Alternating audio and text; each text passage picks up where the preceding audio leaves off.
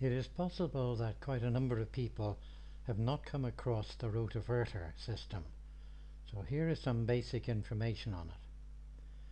The Rotoverter system uses a standard three-phase electric motor. A three-phase motor has got three windings, each of which is powered up sequentially to provide rotation of the output driveshaft. It is possible to change the wiring of such a motor so that the input power drives only one of the three windings, leaving the other two windings for output power. This circuit has been presented as a public domain, non-copyrightable circuit by Hector Perez Torres. The Rotoverter has been reproduced by several independent researchers, and it produces a substantial power gain when driving devices which need an electrical motor to operate. Typically, the input power requirement is cut to just 10% of the original power needed. For example, it is possible to power a rotoverter with a solar panel and use the rotoverter to pump water from a well.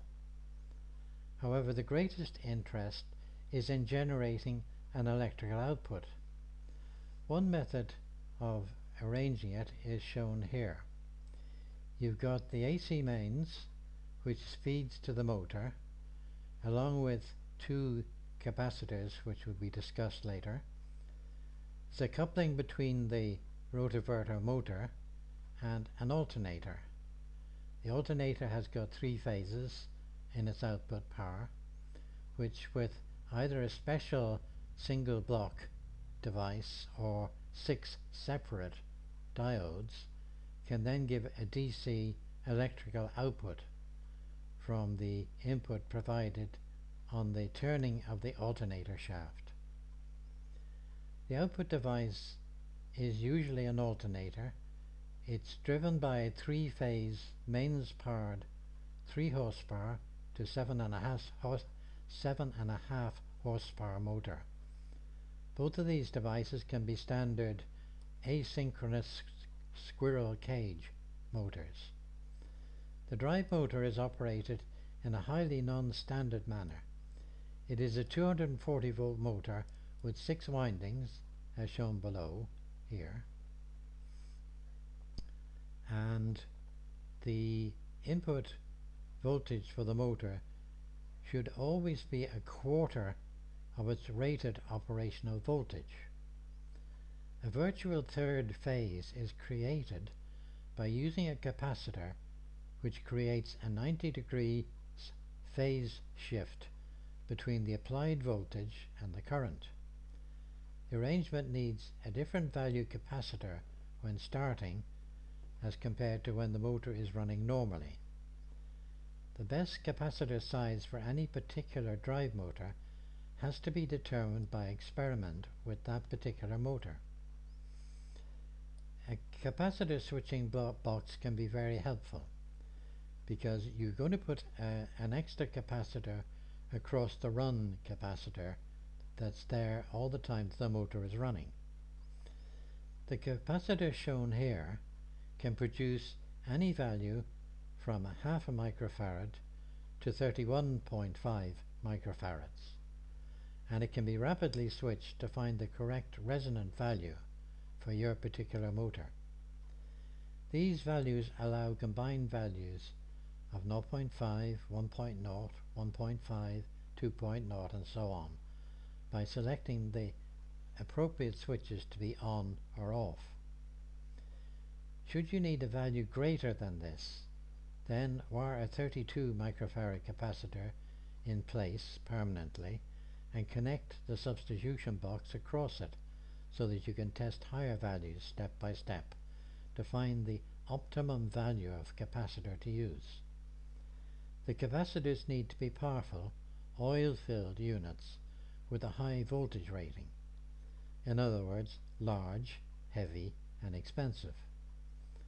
The power being handled in one of these systems is large, and setting one up is not without a certain degree of physical danger. These systems have been set to be self-powered, but this self-powering is not recommended, presumably because of the possibility of runaway, with the output power building up rapidly and boosting the input power until the motor burns out. The Yahoo EV Grey group, which is shown with this link here, has many members, and many of those are very willing to offer advice and assistance. A unique jargon has built up on this particular forum, where the motor is not called a motor but is referred to as a prime mover, or PM for short, which can cause confusion as PM usually stands for permanent magnet, not to mention Prime Minister.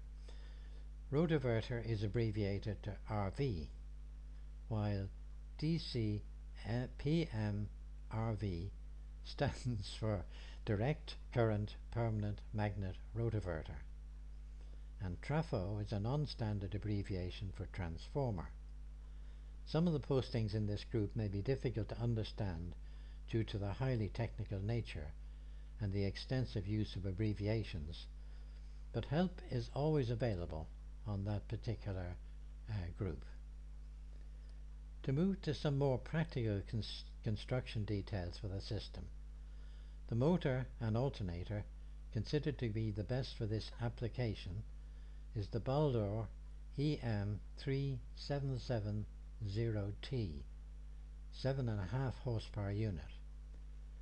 Specification number is 07H002X790, and it is a 230 to 460 volt 60 Hz 3-phase 19 or 9.5 amp 1770 RPM with a power factor of 0.81. The Baldor website is www.baldor.com, and the following details should be considered carefully before trying any adaptation of an expensive motor. The following constructional photographs are presented here by kind permission of Ashworth of the EV group, the EV Grey group. The end plate of the drive motor needs to be removed and the rotor lifted out. Considerable care is needed when doing this, as the rotor is heavy and it must not be dragged across the stator windings, because if you do that you will damage them. So you have to support the weight of the rotor as you lift it out of the housing. The other end plate then is removed and placed on the opposite end of the stator housing. This arrangement is to switch the innards of the motor around, so that what was the front end now becomes the back end. The fan is removed as it's not needed, and it just causes unnecessary drag, and the rotor is inserted in the opposite way round to the way that it was removed. That is, the housing is now the other way round relative to the rotor. Since the rotor has been turned through 180 degrees before being replaced. The same part of the shaft of the rotor passes through the same end plate as before, as the end plates have also been swapped over. The end plates are bolted in position and the rotor shaft spun to confirm that it still rotates freely as before. Well, as freely as before. To reduce friction to an absolute minimum, the motor bearings need to be cleaned to an exceptional level. There are various ways of doing this. One of the best is to use a carburetor cleaner spray, which you can get at your local car accessory shop. Spray inside the bearings to wash out all of the packed grease. The spray evaporates if left for a few minutes. Repeat doing this until the shaft spins perfectly, and then put one, and only one, drop of light oil on each bearing. And don't use WD-40, as it leaves a residue film. The result should be a shaft which spins absolutely perfectly. The next step is to connect the windings of the two units. The motor, so-called prime mover, is wired for 480 volt operation, This is done by connecting the winding terminals 4 to 7, 5 to 8 and 6 to 9 as shown here. If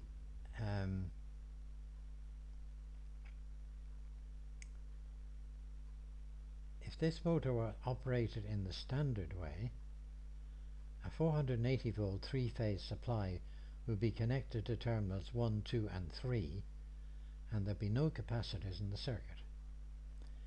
It's suggested that the jumpering of the motor windings is more neatly done by removing the junction box cover and drilling through it to carry the connections outside to external connectors, jumpered neatly to show clearly how the connections have been made for each unit, and to allow easy alterations should it be decided to change the jumpering for any reason. The result of doing that looks like this. You have your motor as before, and then the jumpers are carried outside so that you can see exactly what way it has been jumpered. The same is done for the unit which is to be used as the alternator.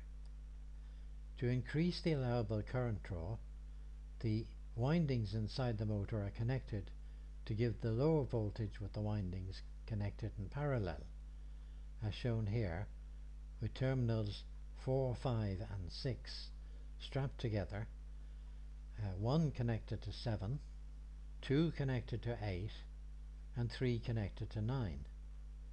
This gives a three-phase output on terminals 1, 2 and 3, and this can be used as a three-phase AC output, or alternatively as 3 single-phase AC outputs, or as a DC output by wiring it as shown here, which is where you pass the AC of each winding through to a capacitor and diode.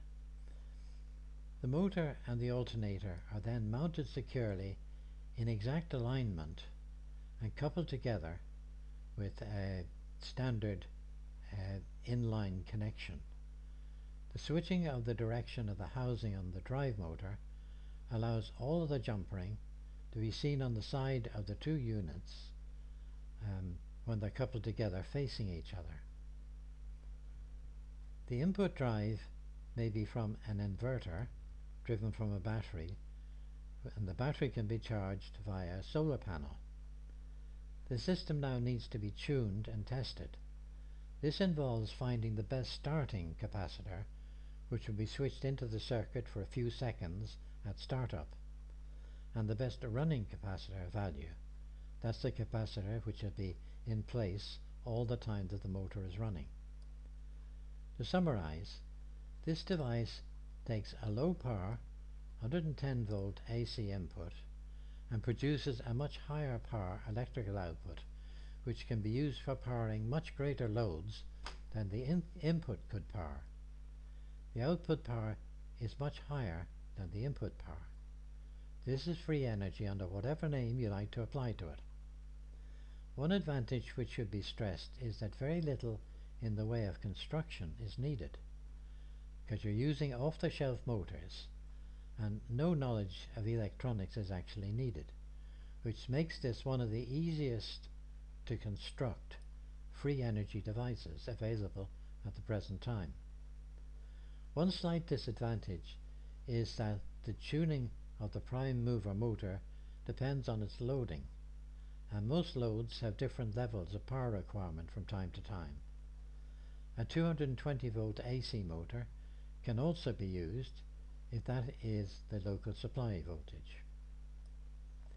It's not essential to construct the rotoverter exactly as shown above, although that's the most common form of construction. The Muller motor can have a 35 kilowatt output when precision constructed as Bill Muller did. One option therefore is to use one Baldor motor jumpered as the prime mover, drive motor, and have it drive one or more Muller motor style rotors to generate the output power. So the output shaft is coupled to a drive shaft which spins in this case, two rotors between their stator pickup coils. T.J.Chorister in America has used a rotoverter style circuit for some time now. He uses a 200 volt 3-phase electric motor driven by a single phase 120 volt 60 Hz mains supply. He says the hot wire goes directly to one phase. It also goes through a run capacitor to the second phase, also through an inductor to the third phase. You have to experiment with the values of the capacitor and inductor in order to get the smoothest running of the motor. Often you will not even need a switch starting capacitor. Generally, a 1 horsepower motor will output about 3/4 of a horsepower. However, the arrangement will be much more efficient than a single phase motor. The neutral is not needed, but be sure to use a ground connection to the frame of the motor. Run capacitors pass about 1 amp for each 22 microfarads of its capacity, so they act as current limiters when in series in an AC circuit. Inductors should have wire which is thick enough to carry the current needed by the motor. I have no guidelines for inductors, he says, so just try it. If you can measure one leg of the motor winding, then that would be about right for the inductor.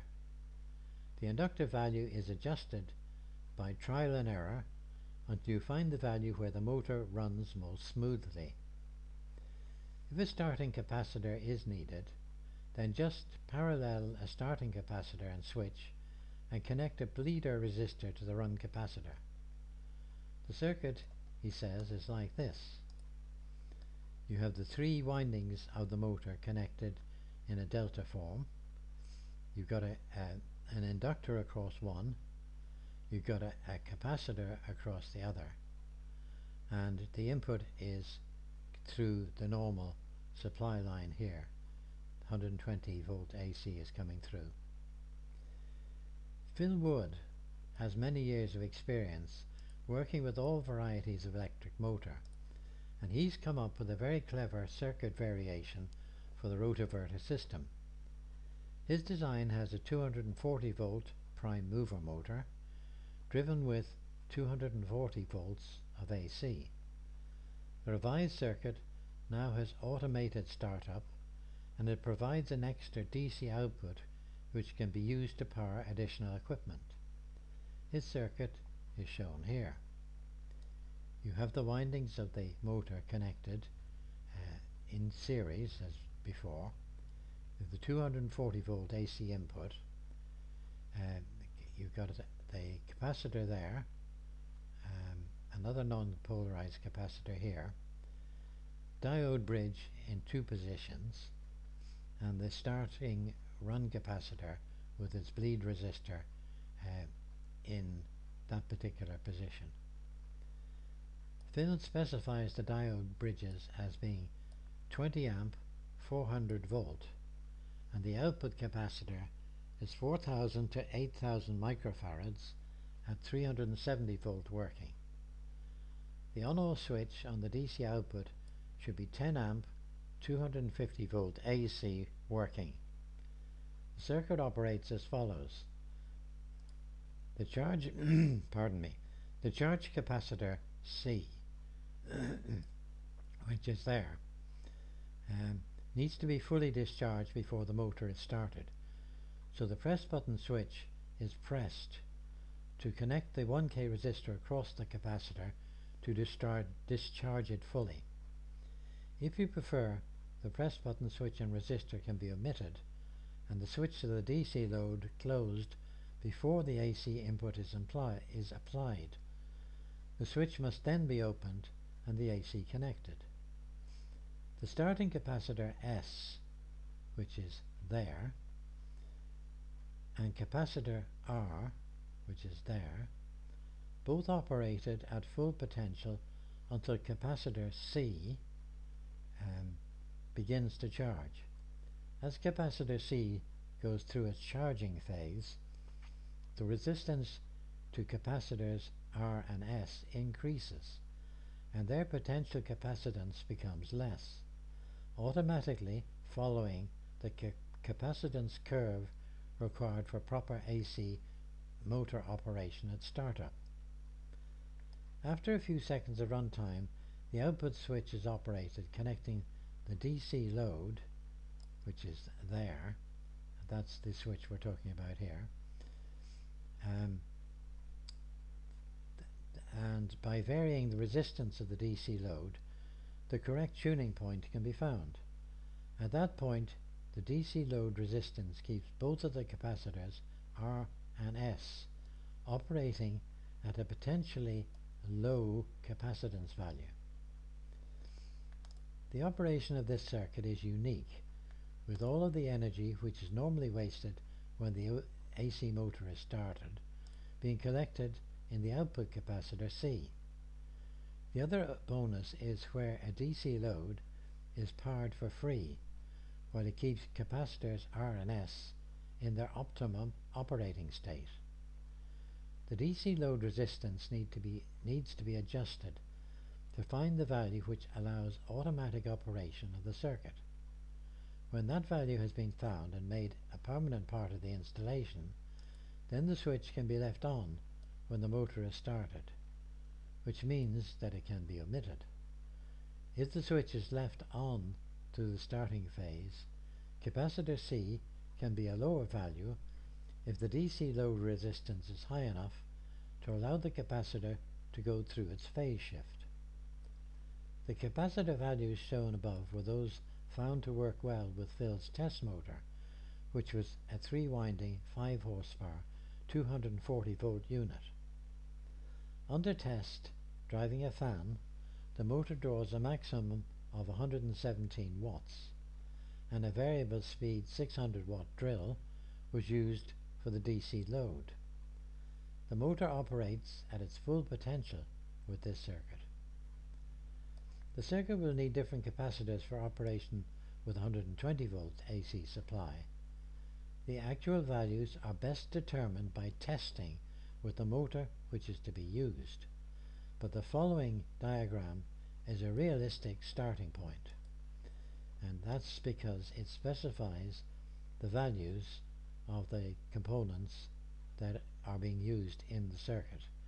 Now that's for a 120 volt AC input. The 120 volt AC motor runs very smoothly and quietly, drawing only 20 watts of input power. Advancing the design even further, Phil has now produced an extremely clever design by introducing an additional DC motor generator coupled to the prime mover. The coupling is nominally mechanical, with two motors physically linked together with a belt and pulleys, but the electrical linking is such that the two motors will synchronize automatically if the mechanical linkage is omitted. I'd like to express my thanks to Phil for sharing this information, these diagrams and photographs quite freely. This is Phil Wood's final circuit on this sort of arrangement. This circuit is very clever, as the DC motor generator automatically adjusts the running of the AC motor both at startup and under varying loading. Also, the section and selection of the capacitors is not so critical, and no manual intervention is needed at startup. In addition, the DC motor generator can be used as an additional source of electricity. This is a photograph of Phil's actual physical setup. As the loading on the drive motor is quite low due to the very high efficiency of the Rotoverter arrangement, it is perfectly feasible to drive the whole system with a low power inverter run from a battery. If that is done, then it's possible to use two batteries. One is charged by the DC generator, while the other is driving the inverter. A timer circuit then switches the batteries over on a regular basis using relay switching. We got the possibility, though, of extra energy collection. A very effective additional circuit has been developed by David Kousaloudis. This circuit allows extra current to be drawn off a rotoverter while it's running, without increasing the input power needed to drive the rotoverter. David's circuit can be used with a wide range of systems, but here it's being shown as an addition to the rotoverter system, raising its efficiency even higher than before. As is common with many effective circuits, it is basically very simple looking, and its apparent operation is easily explained.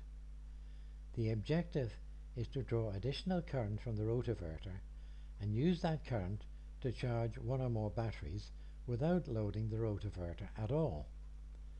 The current takeoff is in the form of a rapid series of current pulses, which can be heard as a series of faint clicks when fed into the battery. Let's examine the circuit section by section. First, we start with a standard off-the-shelf three-phase motor.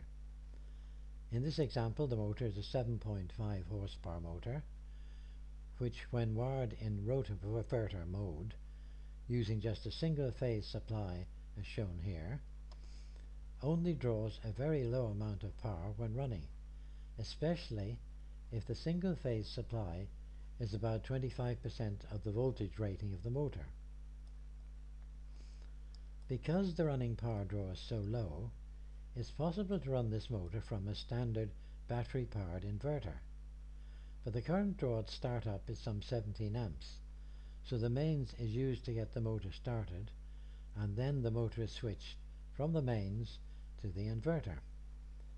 The inverter also allows easy measurement of the power input, and so makes for an easier calculation of the overall power efficiency of the system. There is a power extraction device called a diode plug, which, in spite of its seeming simplicity, is actually much more subtle in its operation than would appear from a quick glance of the circuit. This is the diode's plug circuit here. This circuit is being presented as a public domain, non-copyrightable circuit by Hector Perez-Torres, and is capable of extracting power from a range of different systems without affecting those systems or increasing their power draw.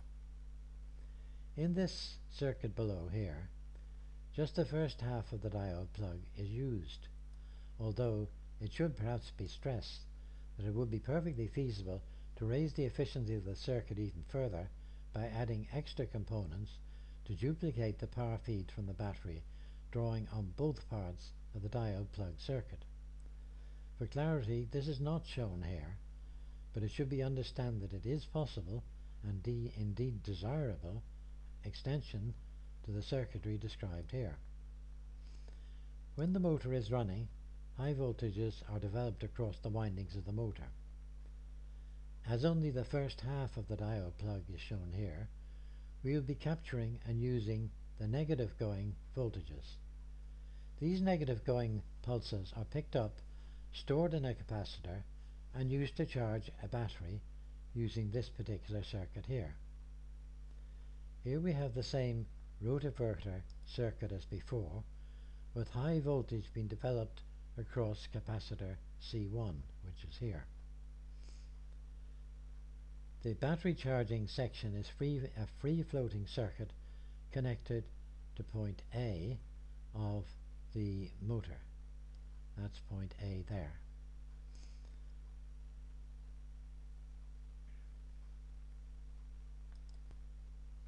The high voltage diode D1, which is here, 1N5408,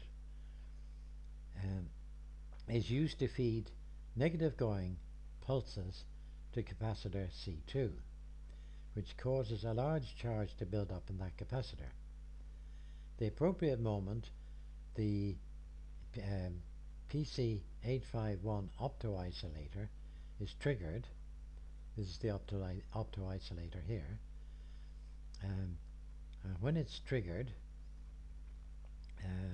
it switches on and feed current into the base of the 2N 3439 transistor. The transistor switches on as a result of that, and it fires the thyristor or SCR, the 6509 type.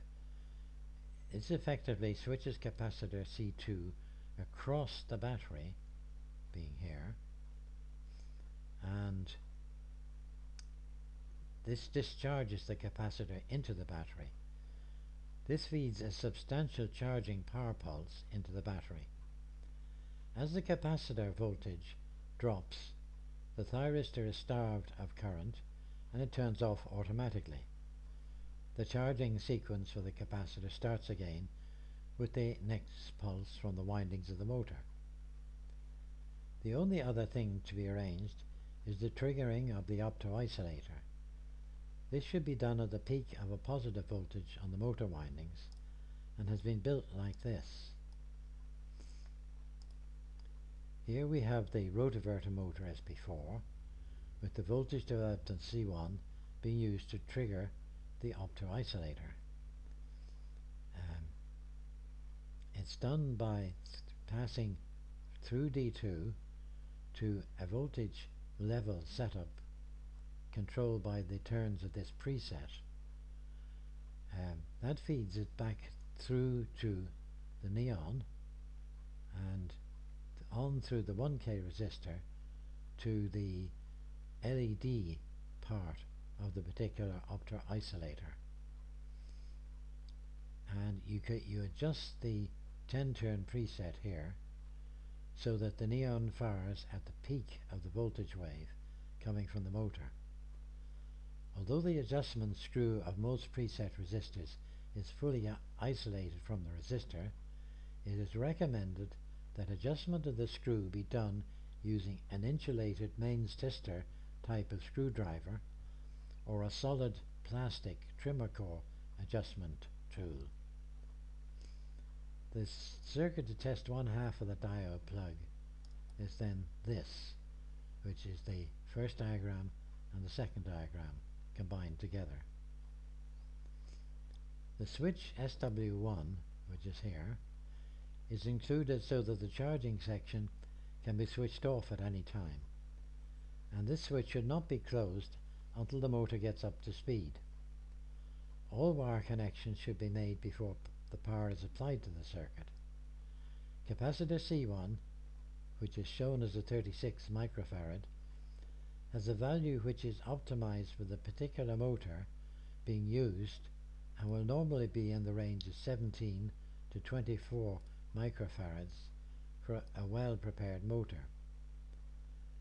The motor used for this development was retrieved from a scrapyard and was not prepared in any way.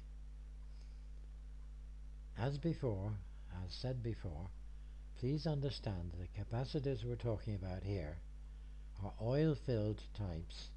They're large, they're heavy, and they're expensive. The value of capacitor C2 can be increased by experimenting to find at what value the resonance gets killed and the charging section starts drawing extra current from the supply. It should be noted that many new thyristors, silicon controlled rectifiers or SCRs, are faulty when supplied. Sometimes as many as half of those supplies can be faulty. It's therefore important to test the thyristor to be used in the circuit before installing it. The circuit shown below can be used for the testing, but it should be stressed that even if the component passes the test, that does not guarantee that it will work reliably in the circuit. For example, while 2N6509 thyristors are generally satisfactory, it has been found that C126D types are not. A thyristor passing the test may still operate unpredictably with false triggers. Please note that the 2N6509 package has the anode connected through to the metal mounting tab, which is part of the heatsink arrangement. The components list for this in a lot of components here is shown with their particular specifications. When using and testing the circuit, it's important that all wires are connected securely in place before the motor is started. This is because high voltages are generated, and creating sparks when making connections does not do any of the components any particular good. If the circuit is to be turned off while the motor is still running, then switch SW1 is there for just that purpose. The operating technique is as follows. Before starting the motor, adjust the slider of the preset resistor VR1 to the fixed resistor end of its track.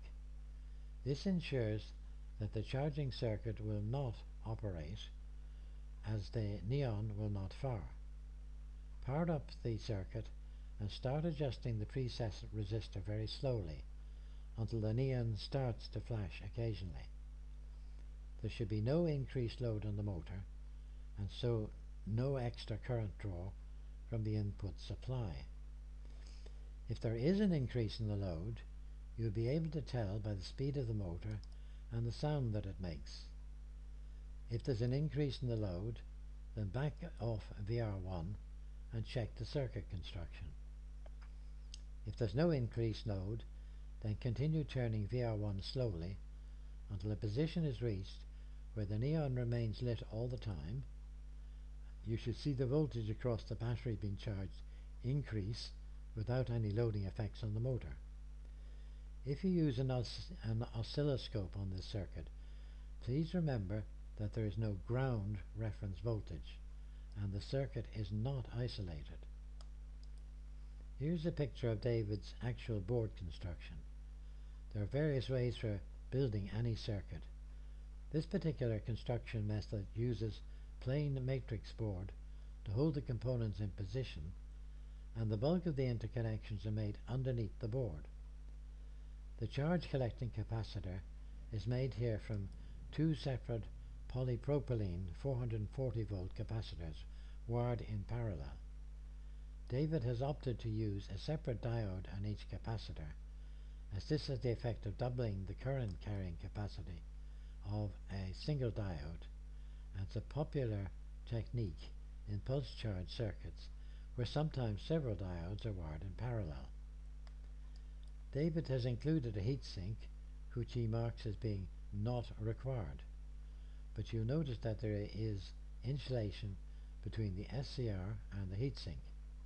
Mica washers are so called, available from the suppliers of semiconductors, and they're particularly good for this because mica is a good insulator of electrical current, and it also conducts heat very well. Phil Wood has developed a particularly effective method for extracting the excess resonance circulating energy of a rotoverter prime mover, and this is the circuit here. Care needs to be taken when constructing this circuit. For example, the performance is displayed by an AGF 4017B 5-stage Johnson counter, but for some lunatic reason the 4017 designation is also used for a completely different chip of the same size and number of DIL pins, namely the CMOS high-speed hex flip-flop with reset. An action definitely worthy of a stupidity award. Another point to watch out for is that the 1 amp 1N5819 diode is a very high-speed Schottky barrier component. The operation of the circuit is as follows. The input from the rotoverter motor is stepped down by a transformer to give an 18 volt nominal AC output, which is then rectified by a standard rectifier bridge and the output smoothed by an 18 volt Zener diode and a 330 microfarad smoothing capacitor, and used to power the MC34151 chip.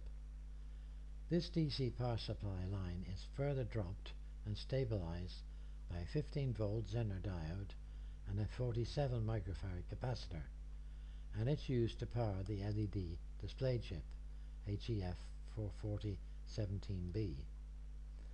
The raw rotoverter input is also taken direct and rectified by a second 400 volt 35 amp rectifier diode bridge and smoothed by a 20 microfarad capacitor with a high voltage rating. It must be understood that the rotoverter system is liable to produce considerable power surges from time to time, and so this circuit must be capable of handling and benefiting from these surges. This is why the IRG 4PH 440UD IGBT device was selected, apart from its very reasonable price, as it is robust and can handle high voltages. The resulting high voltage DC is taken by the chain of components, two 75 volt Zener diodes, 20K resistor and a 100K variable resistor. The voltage developed by the slider of this variable resistor is loaded with a 10K resistor and voltage limited with a 10 volt Zener diode and decoupled with a 10 nanofarad capacitor before being passed to the MC34151 high-speed MOSFET dual driver chip. Both of these drivers are used to sharpen up the pulse and drive the IGBT cleanly. The result is an output which is a series of DC pulses. The operation of the circuit can be seen quite clearly thanks to the HEF 4017B display circuit, which drives a row of LEDs triggered by the IGBT gate signal, divided by the 1K 4.7K voltage divider and decoupled by the 10 nanofarad capacitor. The display shows clearly when the IGBT is switching correctly. Actually, the display circuit is quite a useful device for people who do not own an oscilloscope, not just for this circuit, but for a wide range of different circuits. The physical board layout for Phil's circuit is shown below, and as you will notice from the notes on Phil's board layout, the first 75 Zener diodes used on the direct rotoverter power feed should be replaced by a 30 volt Zener if a 120 volt motor is used in this circuit. This is the layout of his circuit, and you can study that from the accompanying document. Another important point which needs to be stressed is that the pulse DC output from this circuit can be at extremely high voltages and needs to be treated with considerable care. This is not a circuit for beginners, and anyone who's not familiar with handling high voltages needs the supervision of an experienced person. Also, if either this circuit or the rotoverter is connected to the mains, then no scope ground leads should be connected, as the circuit can be 100 volts or more below ground potential. This is the PCB board if you want it, and this is the packaging of the components for the circuit as described so far. That is the circuitry and connections for the MC34151 chip. This is what his particular build looked like, and this is a list of the components used in this particular design.